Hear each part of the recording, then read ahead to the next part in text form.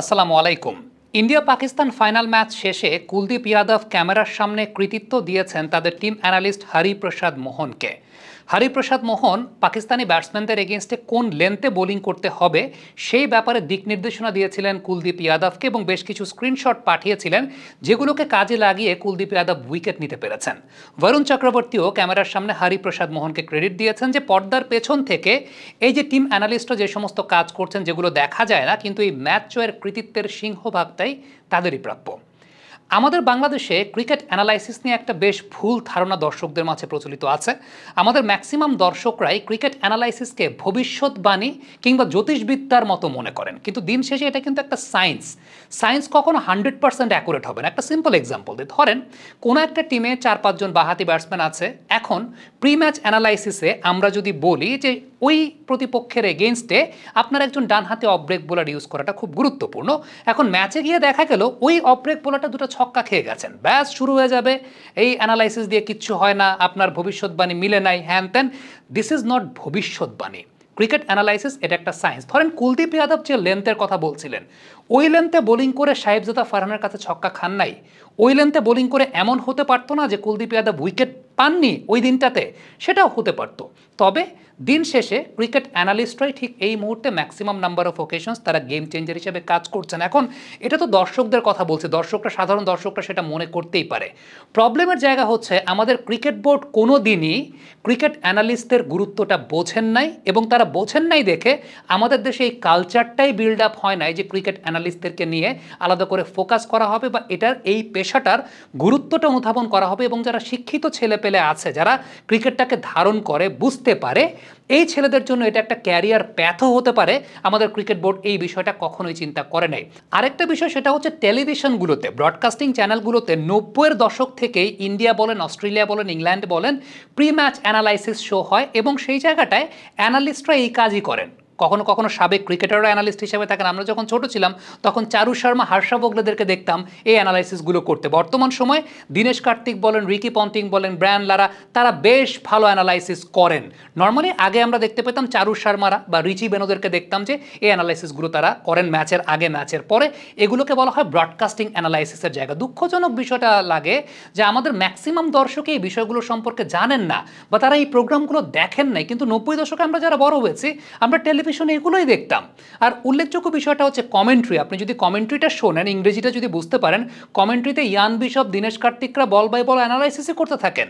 তাদের commentary pattern ওইটা না যে ঘুরিয়ে মারলেন 4 হলো, ড্রাইভ করলেন 4 হলো, এখানেই শেষ না, তারা অ্যানালাইজ করতে থাকেন গেমটাকে। So analysis is very important. অনেক সময় বলেন যে আপনি দুর্বলতা বের করে দিচ্ছেন, অপোনেন্ট টিম দেখে ফেলছে কিনা। এখন সত্যি কথা বলতে এগুলো খুবই হাস্যকর কথাবার্তা, এবং আমাদের দেশের মানুষের যে আসলে মেধার জায়গাটা বা শিক্ষার জায়গাটা ম্যাক্সিমাম মানুষের এত নিচের দিকে পড়ে আছে, এটা খুব দুঃখ লাগে যে আমাদের দেশের শিক্ষার আবাদিটা কোন জায়গাটাতে হয়েছে। এখন দুঃখের কথাটা কি বলবো, আমাদের ক্রিকেট বোর্ডের কথা যদি বলি, আমাদের ক্রিকেট বোর্ড আগে প্রায়ই বলতো যে আমাদের দেশে অ্যানালিস্ট নাই, তাই আমরা আসলে অ্যানালিস্ট ওইভাবে প্রমোট করতে পারি না। গত বছর বিয়ন্ড বর্ডার্সের সহযোগিতায় আমরা 20 জন অ্যানালিস্টকে তৈরি করেছিলাম, যে 20 জন অ্যানালিস্ট একদম রেডি।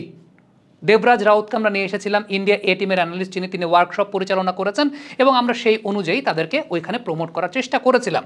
দুঃখজনক বিষয় হলো ঠিক এই মুহূর্তে NCL T20 চলছে, কোনো টিমের সঙ্গে কি ইন্ডিভিজুয়াল অ্যানালিস্ট আছে? নাই। আমাদের আন্ডার 14, 16, 18 প্রত্যেকটা পর্যায়ে 9টা-10টা করে টিম থাকে। এখানে আপনি ধরেন 30-40টা টিম। আমাদের NCL এর জায়গায় চিন্তা করেন, NCL এ 7-8টা টিম থাকে, BCL এ 4টা টিম থাকে, এখন NCL T20 চলছে। কোনো টিমের সাথে ইন্ডিভিজুয়াল কোনো অ্যানালিস্টকে রাখা হয় না। বাংলাদেশ ক্রিকেট বোর্ডের অর্গানোগ্রামেই সেটা নাই। আমাদের 79টা ক্লাব আছে, আমাদের 79টা ক্লাবের কেউ অ্যানালিস্ট রাখে, কেউ রাখে না।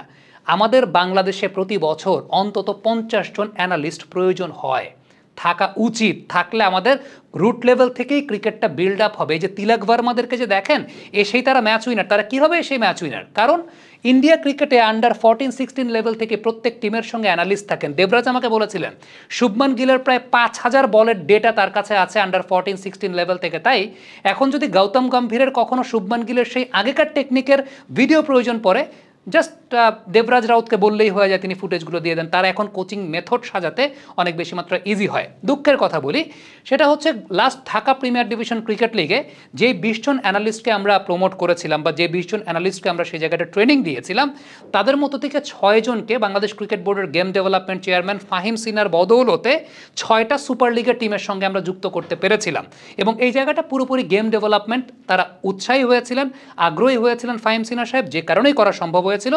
কিন্তু দুঃখজনক বিষয় হচ্ছে এই 6 টিমের কেউই কোনো অ্যানালিস্টকে একটা পয়সাও দেয় নাই, একটা টাকাও দেয় না। তাদের কাছে অ্যানালিস্টের কোনো গুরুত্বই হয়তো বা নাই, এবং জাস্ট ক্রিকেট বোর্ড থেকে গেম ডেভেলপমেন্ট থেকে একটা প্রেশার দেওয়া হয়েছিল দেখে ক্লাবগুলো সেই জায়গাটা রেখেছিলেন। আবাহনী টিমের সঙ্গে যিনি অ্যানালিস্ট ছিলেন শাওন ভাই, আমার খুব প্রিয় একজন মানুষ, যিনি ন্যাশনাল টিমের অ্যানালিস্ট হিসেবেও কাজ করেছেন, তার পেমেন্টটা হান্নান সরকার আবাহনী টিমের কোচ ছিলেন, তার নিজের পেমেন্ট থেকে অ্যাডজাস্ট করেছেন। দুর্ভাগ্যজনক বিষয়টা হচ্ছে বাকি 6 টিমের সাথে হান্নান সরকারের মতো কেউ ছিলেন না দেখে বাকিরাও পেমেন্টটা আসলে পান নাই। তাহলে এখন একটা কথা আপনি আমাকে বলেন যে এই ছেলেগুলো কেন ক্রিকেট অ্যানালাইসিস করবে? নেক্সট তারা কেন ধরে রাখবে এই পেশাটাকে? ধরে রাখার কোনো কারণ আছে? ধরে রাখার তো কোনো কারণ নেই। টাকায় যদি না পান, আপনি 1 মাস আপনি খাটলেন, আপনি টাকায় যদি না পান, তাহলে পরে এই ছেলেগুলো কেন কাজ করবে? আপনি যদি আমাকে বলেন আমি কেন কাজ করব, আমি টেলিভিশনে কাজ করছি, ব্রডকাস্টিং অ্যানালাইসিস করছি, আমি প্রি ম্যাচ অ্যানালাইসিস আমার মতো করে এরকম সুন্দর সেট করে আমি দর্শকদের জন্য প্রি ম্যাচ অ্যানালাইসিস করছি। আপনি যদি আমাকে বলেন যে সামি ভাই আপনি প্রিমিয়ার লিগে কোনো এক টিমের সঙ্গে কাজ করেন, টাকা না দিলে আমি কেন কাজ করব? আমি কি মানে আমার খেয়ে দেওয়ার কোনো কাজ নাই যে আমি টাকা না দিলে পরে আমি গিয়ে অ্যানালিস্টের কাজ করবো, আমার পেশা বাদ দিয়ে দিব, আমার ঘর সংসার চালাবে কে? সো এই যে প্রফেশনালিজমের জায়গাটা আপনি চিন্তা করেন, এখন এনসিএল টি20 চলছে। এনসিএল টি20তে আপনি এতদিন ধরে বলে এসেছেন যে দেশে তো অ্যানালিস্ট নাই, তাহলে আমরা কিভাবে টিমের সঙ্গে রাখবো? এনসিএল টি20তে প্রত্যেক টিমের সঙ্গে ইন্ডিভিজুয়াল অ্যানালিস্ট আছেন? নাই। আমি যতদূর জানি 4 টিম মিলে একজন অ্যানালিস্ট, যারা বাংলাদেশ ক্রিকেট বোর্ডের তরফ থেকে মানে অনেক কথা বলার পর, অনেক কিছু বলার পর বাংলাদেশ ক্রিকেট বোর্ডে কয়েকজন অ্যানালিস্টকে নিয়োগ দেওয়া হয়েছে। লিওন ভাই আছেন, অনেক নিয়োগী আছে, কয়েকজন আছে।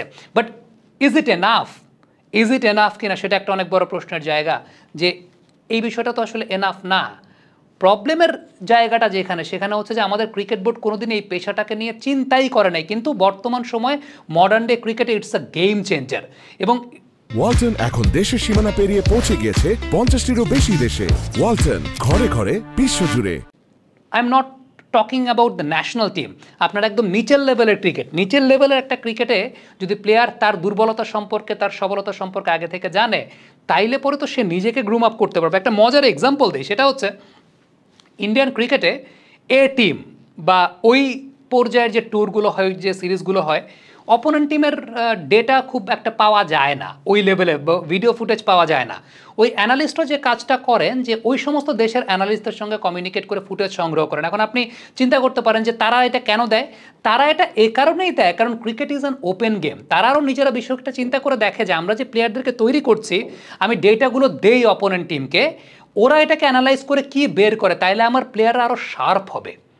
চিন্তা করেন তাদের চিন্তা ভাবনার জায়গাটা, যে আমাদের প্লেয়াররা আরও শার্প হবে, যে অপোনেন্ট টিমকে আমি আমার ডেটাগুলো দিচ্ছি, তারা সেগুলো থেকে বের করে অ্যানালাইজ করে তাকে ট্র্যাপ করুক। ট্র্যাপ করলে ওই প্লেয়ারটা তার দুর্বলতা সম্পর্কে আরও বেশি করে জানবে। উল্টো তারা এইভাবে চিন্তা করে যে অপোনেন্ট আমার দুর্বলতা বের করলে পরে এটা আমার জন্য আরও বেনিফিশিয়াল।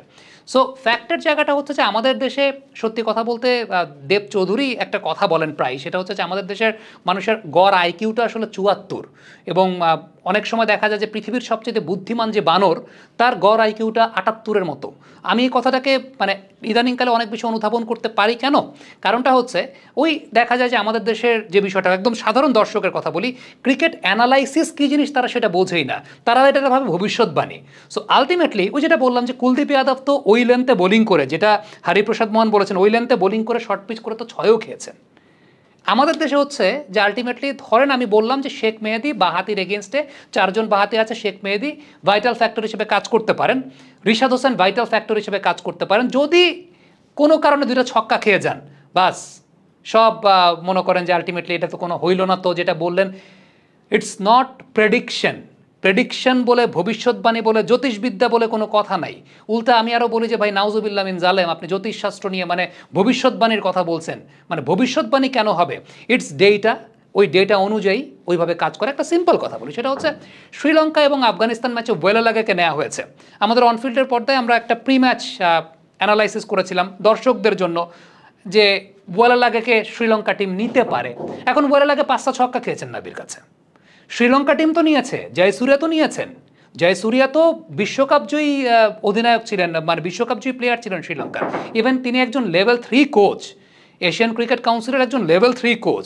এখন যদি ডেটা অ্যানালাইসিস ভুল হতো তাইলে পরে কি জয়সূর্যা ওয়ালালাগাকে নিতেন? এখন উনি সেদিন মার খেয়ে গেছেন, that's a bad luck, that's better execution of Mohammad নবী।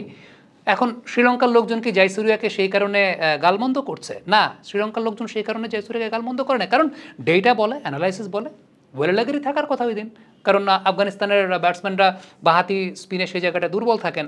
So this is the thing. আমি আবারও বলি যে দর্শকদের এই জিনিসগুলো গ্রো করাবে কারা? গ্রো করাবে তো আমাদের ক্রিকেট বোর্ড।